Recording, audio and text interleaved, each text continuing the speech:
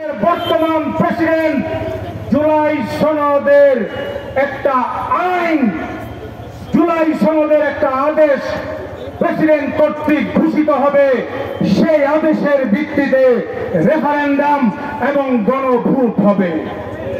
সেই গণভোট জাতীয় নির্বাচনের সাথে একই সাথে হবে, এটা আমরা চাই না। আমরা বলতে চাই আগামী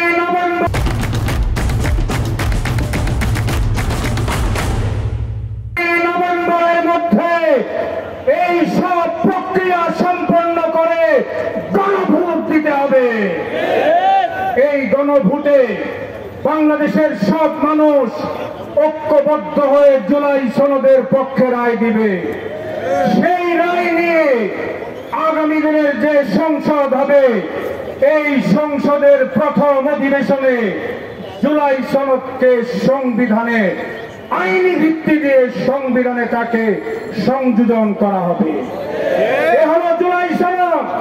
আজকে যারা হাসিনার মতো সংবিধানের দোহাই দিয়ে জুলাই সনদকে বিলম্ব করতে চায়, বুঝতে হবে তাদের মধ্যে ফ্যাসিবাদী চরিত্র আছে। আমরা এক ফ্যাসিবাদ বিদায় হয়েছে, আর কোন ফ্যাসিবাদকে বাংলাদেশে দেখতে চাই না। অনতি বিলম্বে সংবিধানের আলোকে জুলাই সনদের আইনি ভিত্তি দিয়ে নভেম্বর মাসে গণভোট দিতে হবে। তারপরে ফেব্রুয়ারিতে জাতীয় নির্বাচন হবে। এই নির্বাচনে আজকের ট্রাম্প কার্ড হলো বাংলাদেশ খেলাফত মজলিস এবং আল্লামা মামুনুল হক। পরিষ্কার বলছি, রাজনৈতিক নেতৃবৃন্দকে ইসলাম, স্বাধীনতা, বাংলাদেশের অখণ্ডতার পক্ষে বাংলাদেশ খেলাফত মজলিস থাকবে এবং বাংলাদেশ খেলাফত মজলিস তার নেতা আল্লামা মামুনুল হক যেই জোটে যাবে, সেই জোট আগামী দিনের ক্ষমতায় যাবে। সুতরাং ইসলামের পক্ষে, দেশের পক্ষে, দেশের অখণ্ডতার পক্ষে যারা কাজ করবে, সেই জোটের সাথে আমরা থাকবো। আপনারা রাজি আছেন তো? আগামীর বাংলাদেশ ইসলামের বাংলাদেশ। সেই অপেক্ষায় সেই নির্বাচন, যে নির্বাচনে জনগণ আমাদেরকে ম্যান্ডেট দিবে, আমরা আর কারো সাথে ক্ষমতার ভাগাভাগি করে কোন দুর্নীতিবাদ, ফ্যাসিবাদকে ক্ষমতায় পাঠাতে চাই না। এবং ইসলামকে ক্ষমতায় নিতে চাই। সংবিধান হবে কোরআনের আলোকে, শাসন হবে খেলাফতের আলোকে। প্রস্তুত আছেন তো? আল্লামা মামুনুল হক যদি ডাক দেন, রিকশা মার্কার পক্ষে বাংলার টেকনাফ থেকে তেতুলিয়া পর্যন্ত ঝাঁপিয়ে পড়তে হবে। রাজি আছেন তো?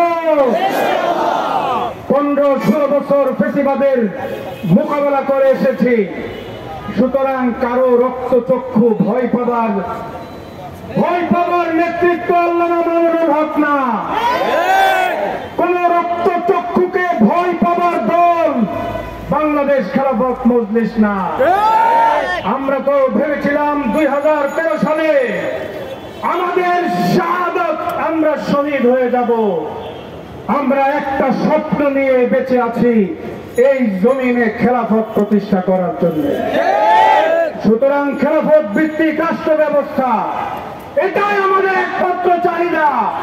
আমরা সেদিন পর্যন্ত ক্ষান্ত হব না, ঘরে ফিরে যাব না, যেদিন বাংলার সবুজ চত্বরে খেলাফত আলা মিনহাজিন নবুওয়া প্রতিষ্ঠিত না হবে।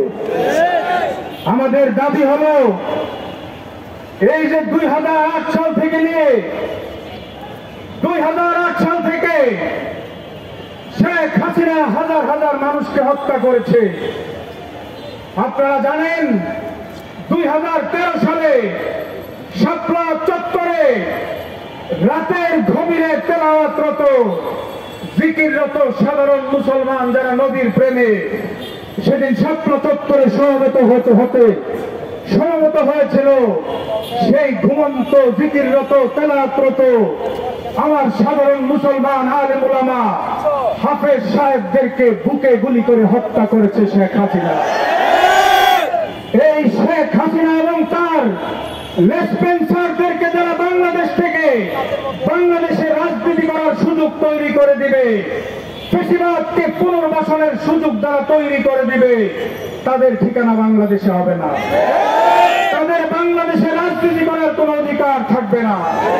সুতরাং আমরা বলতে চাই, শেখ হাসিনা সহ শেখ হাসিনার দূষর যারা সাধারণ মানুষকে হত্যা করেছে, যারা খুন করেছে, যারা গুম করেছে, অসংখ্য মানুষকে পঙ্গুত্ব বরণ করতে বাধ্য করেছে, যারা মানুষের দৃষ্টিশক্তি করে নিয়ে যাদের মানুষকে অন্ধ করেছে, সেই ফ্যাসিবাদী শেখ হাসিনাকে বাংলাদেশে তাড়াতাড়ি নিয়ে এসে তাকে ফাঁসির ব্যবস্থা করতে হবে।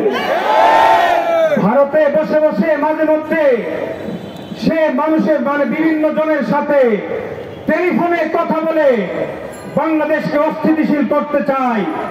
আমরা বলতে চাই, অনতি বিলম্বে হাসিনাকে দেশে আনুন এবং তার ফাঁসির ব্যবস্থা করুন। রাজি আছেন তো? ইনশাআল্লাহ আন্দোলন চলবে, আন্দোলন করতে করতে আমরা খেলাফত কায়েম করব।